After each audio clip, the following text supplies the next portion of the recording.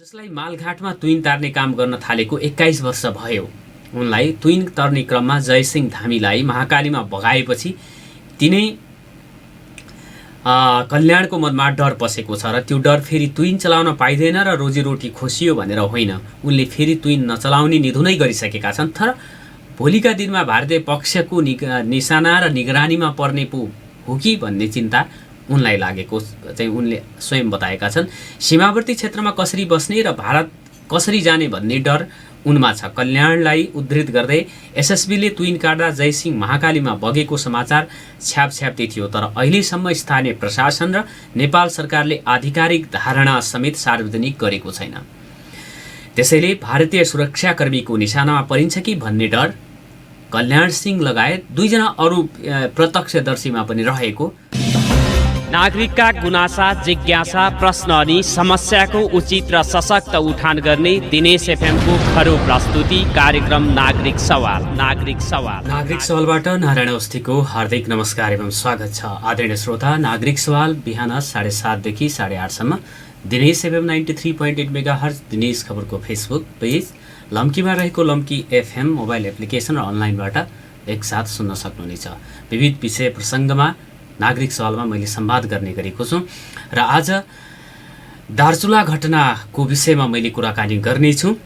Bash गाउँपालिकाका अध्यक्ष दिलीप बुढाथोकी, दार्चुला जिल्लाबाट प्रदेशसभामा प्रतिनिधित्व गर्ने प्रदेशसभा सदस्य गेल्बु सिंह बोहरा, कुमारी नन्दाबम, सङ्घीय प्रतिनिधि सभामा प्रतिनिधित्व गर्ने दिलेन्द्र प्रसाद बडु र गणेश ठगुनालाई क्रमैसँग मैले पालो फोन कल गरेर दार्चुलाको ब्यास गाउँपालिका वडा नम्बर 2 माल गाउँका जयसिंह धामी गत शुक्रबार तुइन तरिरहेका बेला भारतीय अर्धसैनिक बल एसएसबीले डोरी फुकाइदिएपछि महाकालीमा बेपत्ता भएका थिए र यसै प्रसङ्गमा दार्चुला घटना उप कूटनीतिक पहल पनि भएन, पीडितलाई क्षतिपूर्ति दिने कुराहरू पनि भएका छैनन् सरकारहरूका पक्षबाट र यो ढिलासुस्ती चाहिँ किन भएको हो भनेर मैले उहाँहरूसँग कुराकानी गर्नेछु।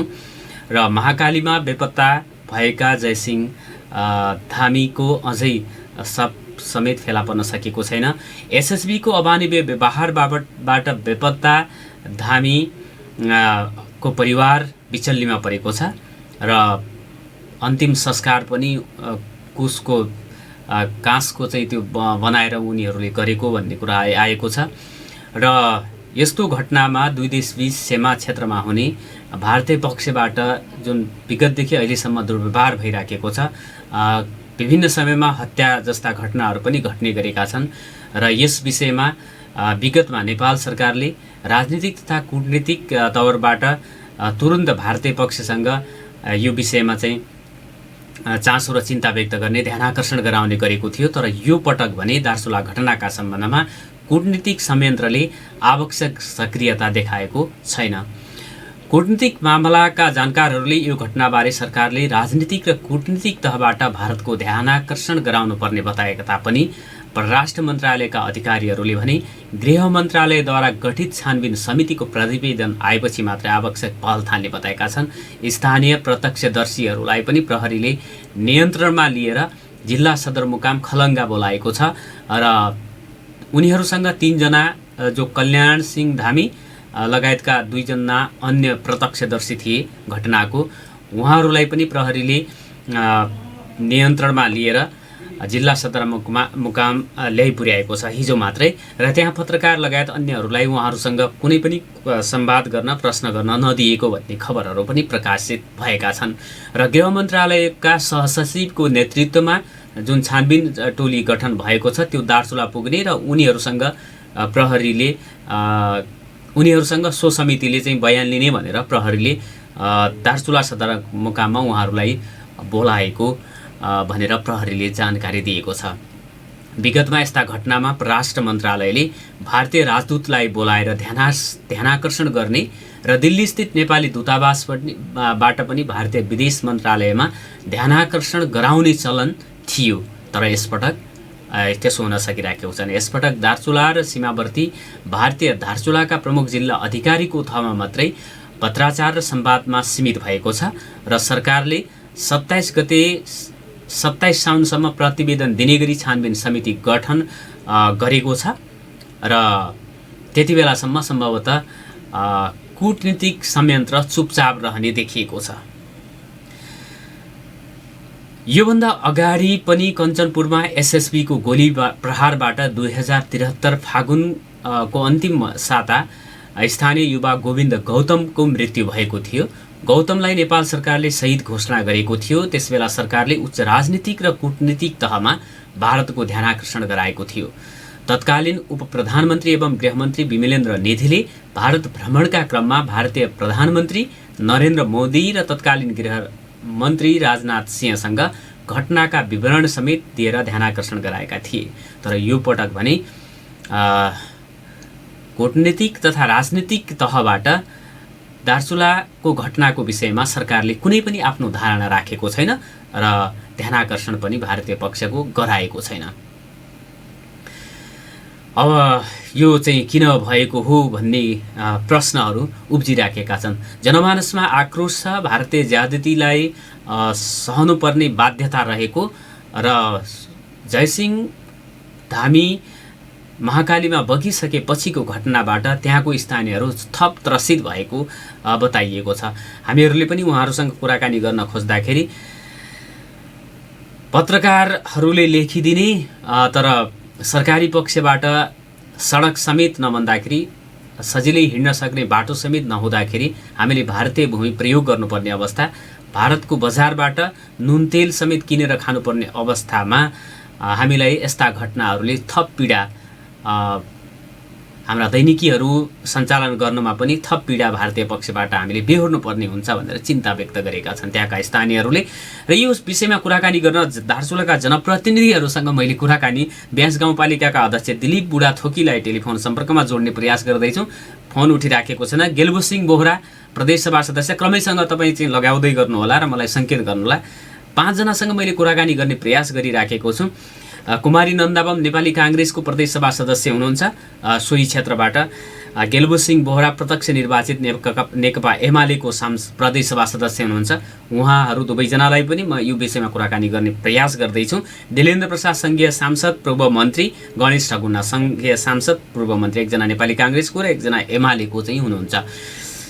उहाँहरूकै कारणले गर्दाखेरि पनि सरकारको कारण, नेपाल सरकारको कारणले गर्दाखेरि नेपाली नागरिकहरूले सीमावर्ती क्षेत्रमा दुःख पाइराखेका छन्। नेपाल सरकारले यदि भारतले जसरी नै बाटो सडकको स्तरोन्नति गरिदिएको भएपछि भारतीय भूमि प्रयोग गरेर नेपाल दार्चुला सदरमुकामसम्म आउनुपर्ने अथवा भारतीय बजारबाट किनमेल गर्नुपर्ने बाध्यता हट्न जान्थ्यो।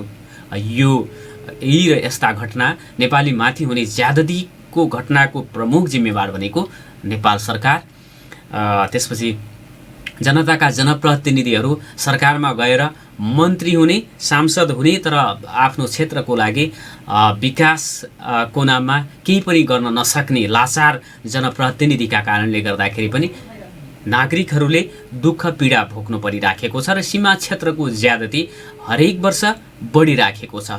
भारतीय एसएसबीको ज्यादतीका कारणले गर्दाखेरि सीमा क्षेत्रका अथवा सीमानाका भएर भारतीय बजारमा आवतजावत गर्ने क्रममा पनि भारतीय पक्षबाट एसएसबी लगायत भारतीय सीमामा तैनात अधिकारीहरूबाट दुर्व्यवहार खेप्नुपर्ने स्थिति चाहिँ छ। नगद असुली लगायतका देखि अन्य दुर्व्यवहार पनि नेपाली पक्षले सीमानाकामा समेत भोग्नुपर्ने अवस्था छ भने अब सीमानाका नभएका ठाउँमा पनि भारतीय पक्षले गर्ने गस्तीका क्रममा तुइन काटेर चाहिँ खसाल्ने देखि लिएर अब विभिन्न अमानवीय चाहिँ कार्यहरू गर्दै आइरहेका छन्। र त्यहाँको स्थानीयहरूले बताएअनुसार विगतका दिनहरूमा भारतीय एसएसबीले सामान किनेर ल्याउँदाखेरि महाकालीमा बगाइदिने गरेको थियो, तर यो पटक भने मान्छेलाई नै बगाइदिएको छ भनेर स्थानीयहरूले भनेका छन्। तर स्थानीयहरूले भनेको अथवा प्रत्यक्षदर्शीहरूले भनेको कुरा जस्ताको त्यस्तै छानबिन समितिले उद्धृत गर्दैन, त्यो भने प्रतीक्षाको विषय भएको छ। आरडीजीले सबैलाई कर्मैसँग फोन लगाउँदै हुनुहुन्छ, कसैको पनि फोन उठिराखेको छैन। तसर्थ मैले तपाईँहरूका टेलिफोन कल लिनेछु 8 बजेपछि। आदरणीय श्रोता 091-410-216 तपाईँहरूले फोन कल गर्न सक्नुहुनेछ र यदि फोन लाग्ने ठाउँभन्दा बाहिरबाट तपाईँहरू मलाई चाहिँ फेसबुक लाइभबाट हेरिराख्नु भएको छ भने तपाईँको प्रतिक्रियाहरू कमेन्टहरूमा पढेर सुनाउनेछु, लेखिदिनु होला भनेर चाहिँ अनुरोध गर्न चाहन्छु। भारत लगायत तेस्रो मुलुकमा रहनुभएका तपाईँहरू धेरैले पनि हामीलाई हेर्नु र सुन्नुहुन्छ। यो विषयमा दार्चुला घटनाको विषयमा तत्कालै परराष्ट्र मन्त्रालय कूटनीतिक र राजनीतिक तहबाट सरकारले आफ्नो धारणा अथवा भारतीय पक्षको ध्यानाकर्षण गराउन सक्नुपर्ने हुन्थ्यो, त्यो गर्न सकिराखेको छैन। र त्यही ठाउँमा जहाँबाट जयसिंह धामी बगाइएको छ उहाँलाई, त्यही ठाउँमा पुल बन्ने पुलको शिलान्यास पनि भएको 2-3 वर्ष अगाडि काम चाहिँ नभएको, ठेकेदारले 3 महिना काम गरेको पैसा समेत नदिएको गुनासो त्यहाँको स्थानीयहरूले गरेका छन्। यो सँगै जुन दार्चुला खलङ्गादेखि तिङ्कर भन्ज्याङसम्मको जुन सडक खण्ड छ त्यो महाकाली करिडोर अन्तर्गतको सडकमा पनि आवश्यक प्रगति हुन नसक्दाखेरि समस्या भएको छ। महाकाली करिडोर अन्तर्गतको म त्यो सडकको प्रसङ्गलाई पनि यहाँनिर उल्लेख गर्न चाहन्छु। हाम्रो दिलीप बुढाथोकी ब्यास गाउँपालिकाका अध्यक्ष गेलबुसिंह बोहरा प्रदेशसभा सदस्य नेकपा एमाले दार्चुलाको सोही क्षेत्रबाट प्रत्यक्ष निर्वाचित कुमारी नन्दाबम नेपाली काङ्ग्रेसको प्रदेशसभा सदस्य समानुपातिक नेपाली काङ्ग्रेसको त्यही क्षेत्रको हुनुहुन्छ। सम्भवतः उहाँ दुह गाउँपालिकाको स्थानीय पनि हो। देलेन्द्र प्रसाद बडो सङ्घीय सांसद हुनुहुन्छ र पूर्व मन्त्री नेपाली काङ्ग्रेस दार्चुला। गणेश ठगुन्ना एमालेको प्रत्यक्ष निर्वाचित सङ्घीय सांसद हो। उहाँहरू सबैलाई 5 जनालाई मैले क्रमैसँग टेलिफोन सम्पर्कमा जोड्ने प्रयास गरेँ, कसैको पनि फोन उठिराखेको छैन।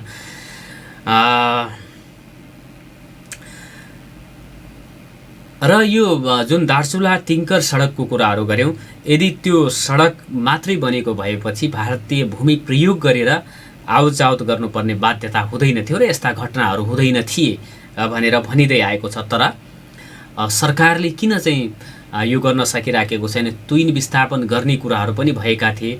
सीमा नदी भएको कारणले गर्दाखेरि भारतीय पक्षसँग पनि सहमति गरेर विभिन्न 3-4वटा ठाउँमा महाकाली नदीमा पुल निर्माण गर्ने कार्य पनि रहेको छ, योजना रहेको छ। शिलान्यासहरू पनि भएका छन्, तर काम अगाडि बढ्न नसक्दाखेरि तुइन तर्नुपर्ने बाध्यता रहेको छ।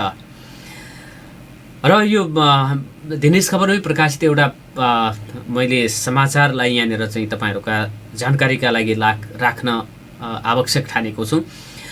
कल्याण सिंह धामी शुक्रबारदेखि मिडियामा छ्यापछ्याप्ती प्रकाशित र प्रसारित गरिएको नाम हो। उनलाई अहिले प्रहरीले सदरमुकाम ल्याएको छ, उनी लगायत 2 जना अरूलाई, जसलाई मालघाटमा तुइन तार्ने काम गर्न थालेको 21 वर्ष भयो।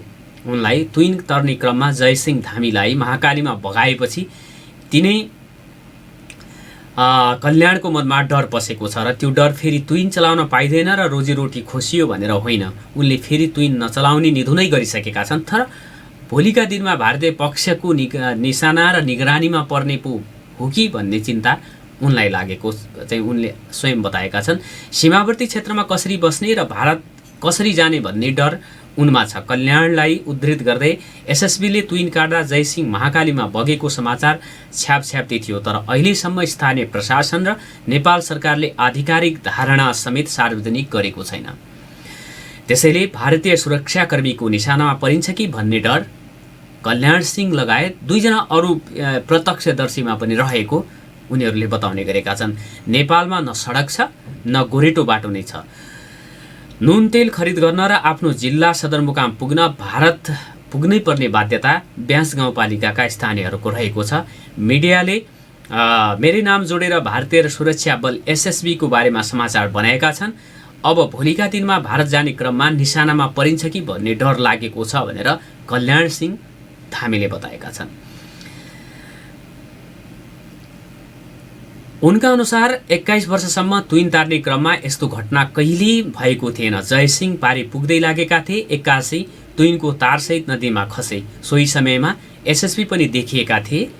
एसएसबीले तार खोलिदिएको हुनुपर्छ। आफ्नो देशमा सडक भएको भए यसरी तुइन तर्ने क्रममा जयसिंह धामीका सपना महाकालीमा बग्ने थिएनन् भनेर कल्याण सिंहले भनेका छन्। जयसिंहका छिमेकी जनक धामी पनि अहिले तनावमा छन्। तुइन तर्ने क्रममा भएको घटनाले अहिले देशभरि विरोध भइरहेको छ।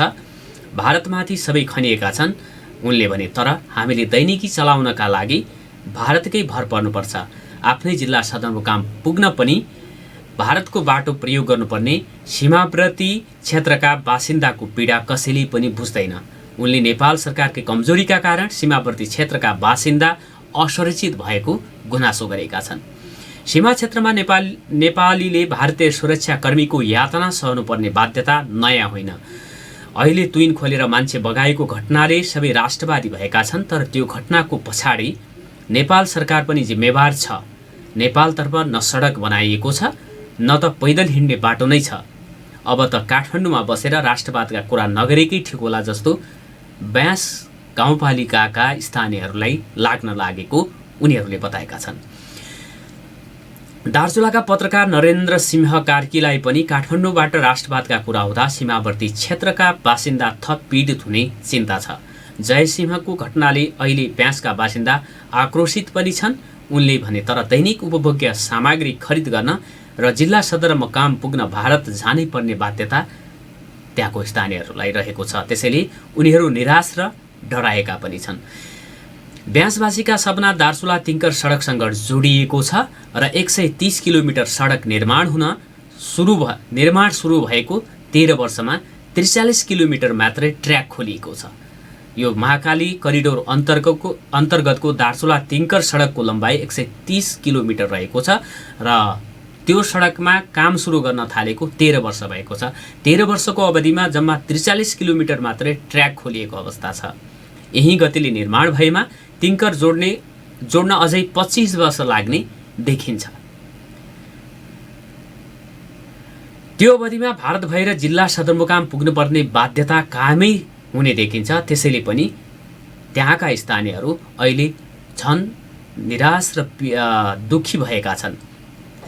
जयसिंहका छिमेकी जनक धामीले टेलिफोनमा उनले भने अब काठमाडौँको राष्ट्रवाद चाहिँदैन, हाम्रा लागि सडक बनाइदिए पुग्छ, हामी भारत कहिल्यै जाँदैनौँ।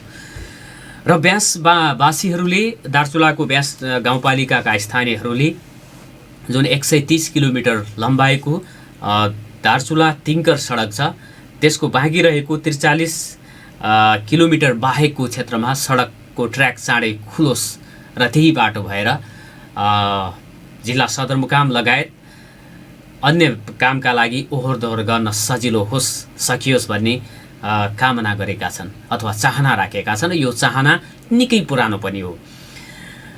भारत नेपालको जस्तै भूखण्ड भएको भारतले वर्षौं अगाडिसम्म सडक सञ्जाल विस्तार गरिसकेको छ। त्यो क्षेत्रमा कालोपत्रे सडक पनि बनाइसकेको अवस्था छ भने नेपालतर्फ ट्र्याक समेत खुल्न सकिराखेको छैन, जसको कारणले गर्दाखेरि हरेक दिन नेपालीहरूले आफ्ना दैनिकी टाड्नको लागि भारतीय बजारमा गएर किनमेल गर्नुपर्ने अवस्था छ।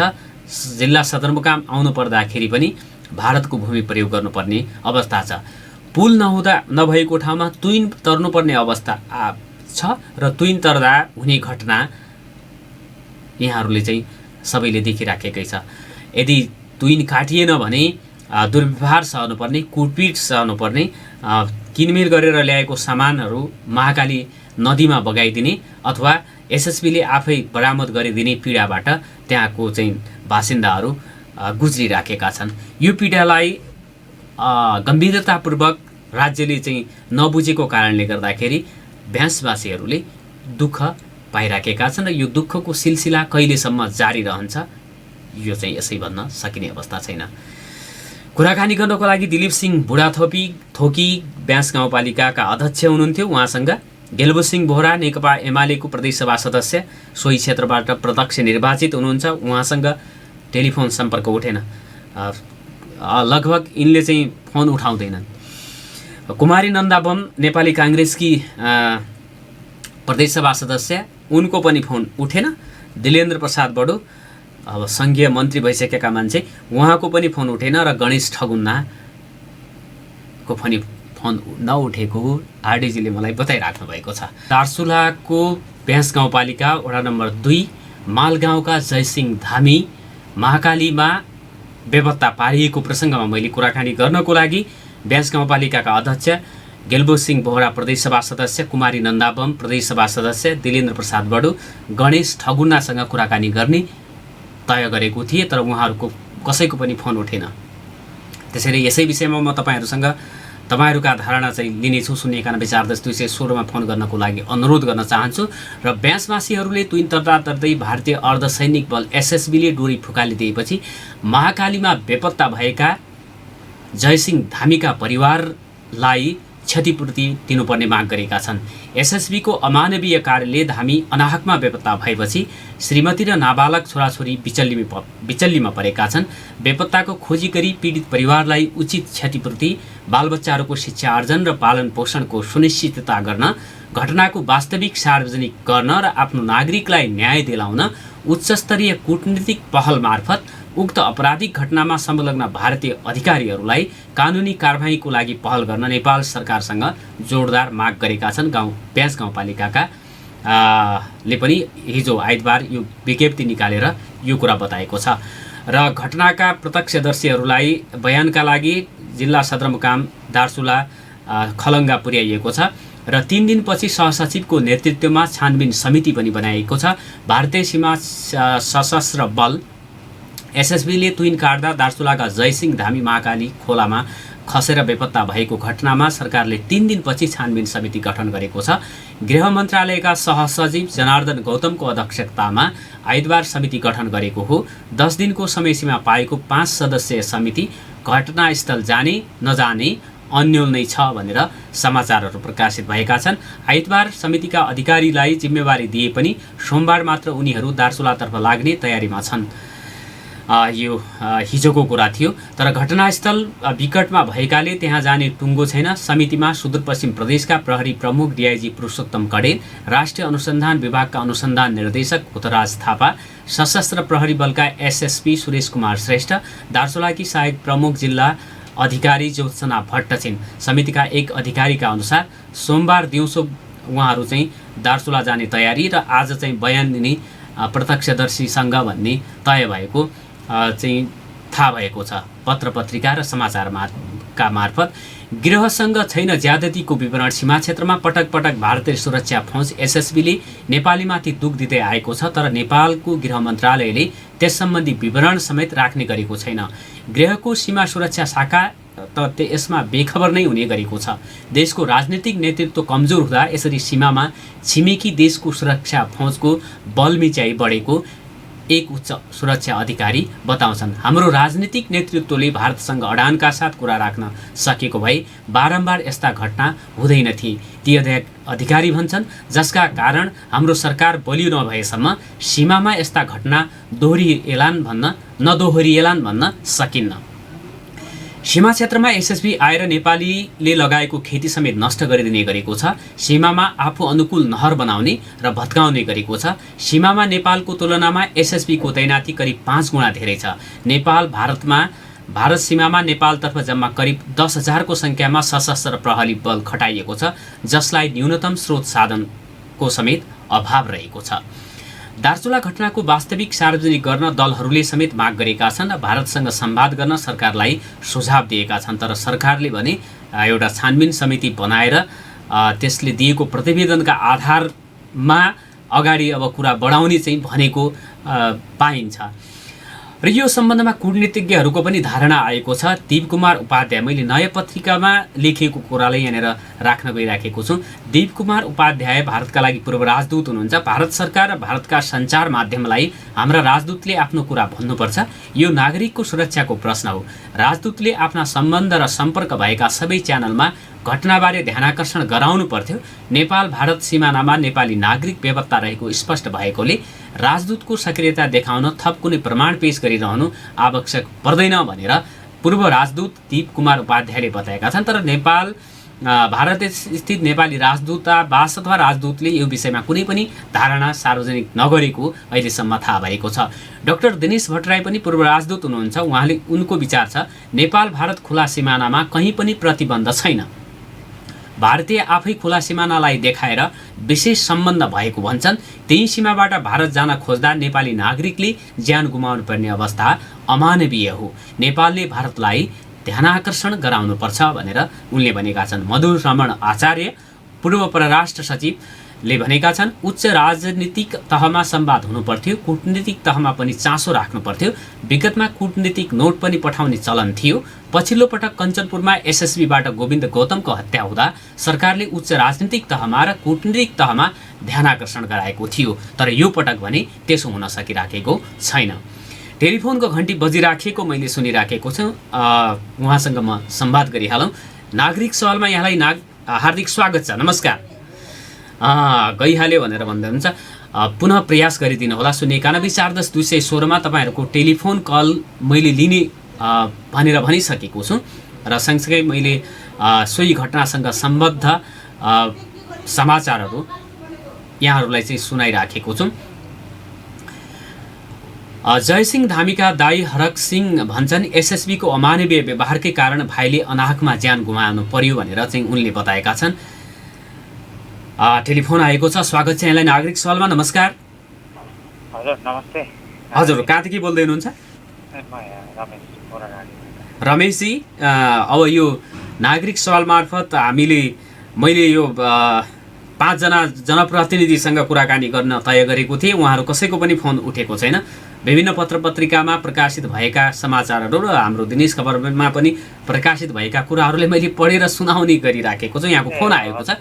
के भन्नुहुन्छ यो विषयमा? अब राजनीतिक तहमा कूटनीतिक तहमा कामै चाहिँ अब सोधपुछसम्म अथवा ध्यानाकर्षणसम्म पनि गर्न सकेन यो सरकारले। सर्वप्रथम त जयसिंह धामीको परिवारलाई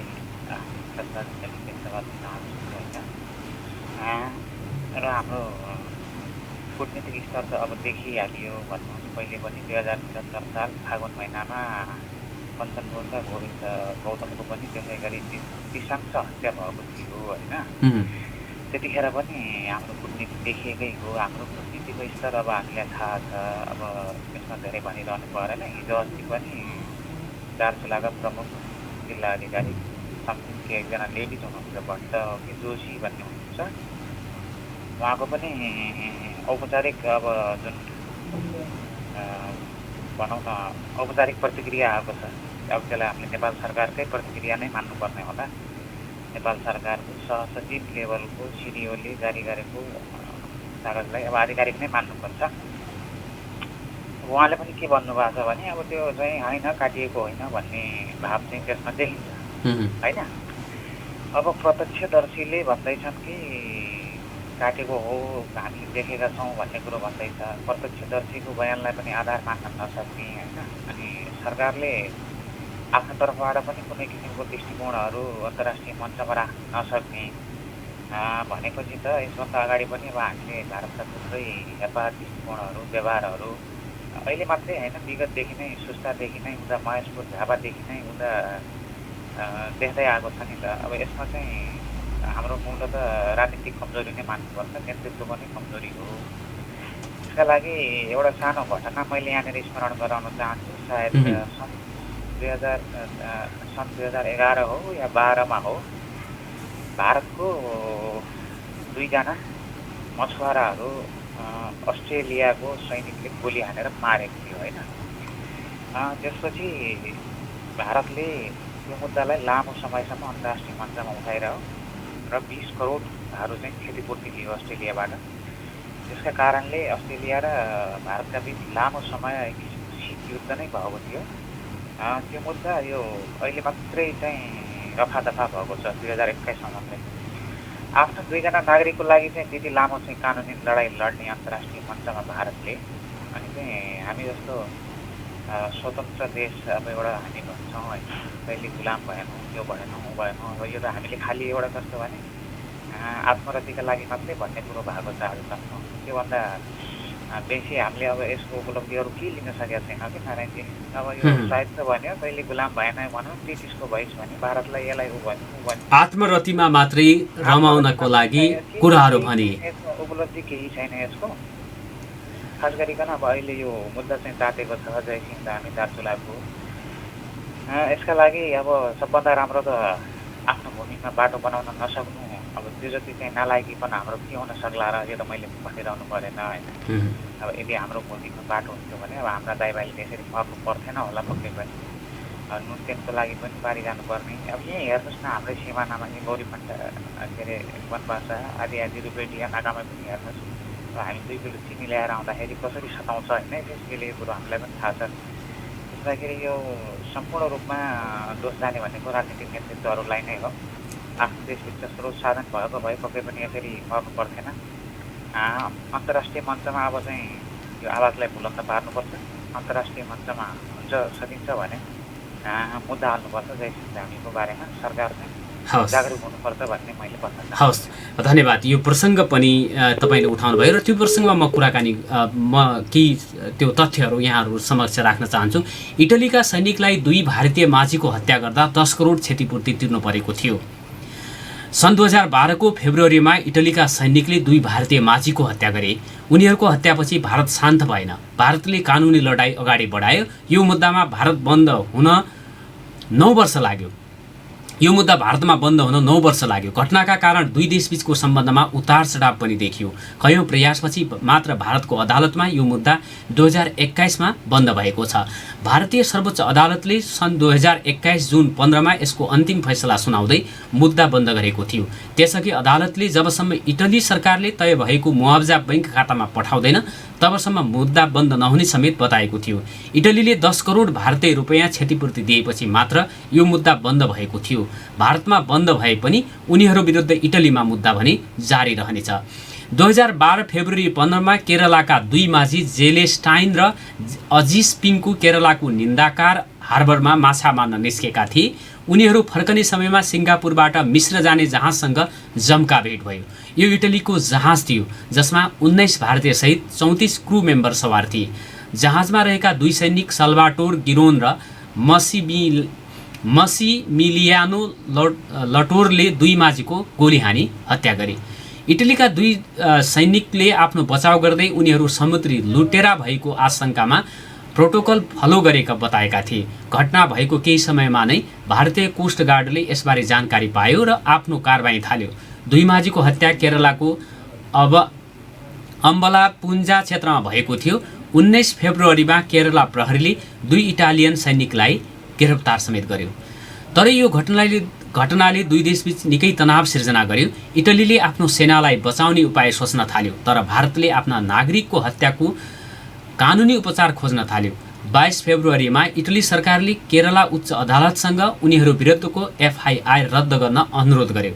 अन्तर्राष्ट्रिय कानुन अनुसार उनीहरू विरुद्ध भारतमा कारबाही गर्ने भारतको कुनै अधिकार नभएको इटलीको दाबी थियो। त्यसैबीच 20 अप्रिलमा माझी परिवारले केरला हाइकोर्टमा उनीहरू र सरकार 2 परिवारलाई 1-1 करोड रुपैयाँ मुआवजा दिने सम्झौता भएको बताए। तर सर्वोच्च अदालतले सम्झौता अवैध भएको र इटलीले भारतीय कानुनसँग खेलवाड गरेको आरोप लगायो। 2 मेमा जहाजलाई जाने अनुमति दिइयो, तर 18 मेमा लटोरलाई प्राथमिक अभियुक्त र गिरोनलाई दोस्रो अभियुक्त भन्दै मुद्दा दर्ता गर्यो। यो प्रकरणमा क्रुद्ध इटलीले 20 मेमा भारत स्थित आफ्ना राजदूतलाई फिर्ता नै बोलायो। सन् 2012 मा क्रिसमस मनाउन इटली जान अदालतले ती 2 सैनिकलाई अनुमति दियो, तर उनीहरूले त्यसका लागि 6 करोड बैंक ग्यारेन्टी र फर्किने लिखित कागज गरेका थिए। पहिलो पटक उनीहरू फर्के पनि सन् 2013 मा उनीहरूले दोस्रो पटक चुनावमा मतदान गर्नका लागि जान अनुमति मागे। तर यसपटक इटलीले आफ्ना सैनिक दोषी पाइए पनि मृत्युदण्डको सजाय नहुने शर्तमा मात्र फिर्ता पठाउन सक्ने अडान लियो। इटलीको रवैयासँग असन्तुष्ट भारतीय सर्वोच्च अदालतले अर्को निर्णय सुनायो। अदालतले इटलीका राजदूत डेनियल मेन्चिनीलाई बिना अनुमति भारत छोड्न प्रतिबन्ध लगाइदियो। इटलीका सैनिक माझीको भारतीय तटबाट 20.5 नटिकल माइल टाढा कुनै चेतावनी नदी हत्या गरिएको बताइएको थियो। इटलीले उनीहरूलाई समुद्री लुटेराबाट बचाउन जहाजमा राखियो र सैनिकले आफ्नो काम गरेको दाबी गरेको थियो। सन् 2014 मा इटलीका तत्कालीन प्रधानमन्त्री म्याटियो रेन्जीले घटनाबारे भारतका प्रधानमन्त्री नरेन्द्र मोदीसँग समेत कुराकानी गरेका थिए। इटलीसँग यस्तो लडाईँ लड्ने भारतले नेपाली नागरिकहरूको भने अनाहकमा ज्यान लिने गरेको छ र मुस्ताङ घटनाको पनि अहिले सम्झना भएको छ। मुस्ताङ घटनामा बिपीले चिनिया समकक्षीलाई विरोध पत्र लेखेका थिए र चाओ एनलाईले त्यति बेला माफी नै मागेका थिए। तर अहिलेको घटनामा नेपाल सरकारले एक शब्द पनि बोल्न सकिराखेको छैन। न राजदूतावासले ध्यानाकर्षण गराएको छ, न परराष्ट्र मन्त्रालयले, न सरकारी अथवा उच्च राजनीतिक तहमा यो विषयमा भारतीय पक्षको ध्यानाकर्षण गराइएको छ। स्थानीय प्रशासन, जिल्ला प्रशासन कार्यालय दार्चुला र धारचुलाको त्यो सहायक प्रमुख जिल्ला अधिकारीको तहमा मात्रै पत्रहरू आदान प्रदान भएको छ यो घटनामा। यी घटनाहरूले अब हाम्रो स्वाभिमानमा ठेस लाग्ने कुराहरू भइरहेछन्। यी गैर जिम्मेवारी तरिकाले सरकारले कुराकानी गर्न नसक्दा परराष्ट्र मन्त्रालय, राजदूतावास रहेको छ भारतमा, राजदूत पनि रहेका छन्, उनको तहबाट अब जुन तहबाट सम्भव हुन्छ उच्च राजनीतिक तहमा पनि टेलिफोनैबाट अथवा कूटनीतिक पत्रहरू आदान प्रदान गरेर पनि यो विषयमा चाहिँ जानकारीहरू लिने, भारतीय राजदूतलाई परराष्ट्र मन्त्रालयमा उपस्थिति गराएर यो विषयमा बुझ्नुपर्ने हो। तर त्यो कुनै काम पनि हुन सकिराखेको छैन। केवल एउटा छानबिन समिति गठन गरेको छ र त्यो छानबिन समिति पनि घटना घटेको ठाउँमा र घटनाका प्रत्यक्षदर्शीहरूसँग के बयान लिन्छ भन्ने कुरा अब चाहिँ त्यो पनि शङ्कास्पद हिसाबले चाहिँ हेरिराखेको अवस्था छ। र भारतीय पक्षका ज्यादतीहरू दिनादिन बढ्नु हाम्रो लागि निकै दुःखद कुरो हो र यस्ता घटनाहरूमा नेपाल सरकारले स्पष्टसँग आफ्ना धारणाहरू राख्न नसक्दा र सीमा क्षेत्र नियमन गर्नको लागि सुरक्षा निकायहरूको परिचालन र उनीहरूलाई बस्नको लागि समेत भौतिक व्यवस्था गर्न नसक्नु नेपाली पक्षको कमजोरी रहेको छ र नेपालतर्फ बाटै आवजावत गर्ने किसिमका भौतिक पूर्वाधार, सडक लगायतका सडक सञ्जालहरू विस्तार गर्ने, अन्य सेवा सुविधाहरू, अस्पताल लगायतको चाहिँ भौतिक पूर्वाधारका व्यवस्थाहरू, रोजगारीका सुनिश्चितताहरू गर्न सकियो भने भारत त्यसरी गइरहनुपर्ने अवस्थाको अन्त्य हुने अवस्था हुँदाहुँदै पनि सरकारले त्यतातर्फ पनि आफ्नै भूमिमा पनि बाटो, सडक, पुल लगायतका कुराहरू चाहिँ निर्माण गर्न नसक्दा थप पीडा भएको छ। र यो विषयमा दिलीप सिंह बुढाथोकी ब्यास गाउँपालिकाका अध्यक्ष, गेल्बु सिंह बोहरा नेकपा एमालेका प्रदेशसभा सदस्य, नन्दा कुमारी बम नेपाली काङ्ग्रेस प्रदेशसभा सदस्य, दार्चुलाको सोही क्षेत्रबाट उहाँहरू चाहिँ प्रतिनिधित्व गर्नुहुन्छ, दिलेन्द्र प्रसाद बडु सङ्घीय सांसद नेपाली काङ्ग्रेस र गणेश सिंह ठगुना सङ्घीय सांसद नेकपा एमालेसँग मैले यो विषयमा कुराकानी गर्न खोजेको थिएँ, उहाँहरूको फोन उठेन।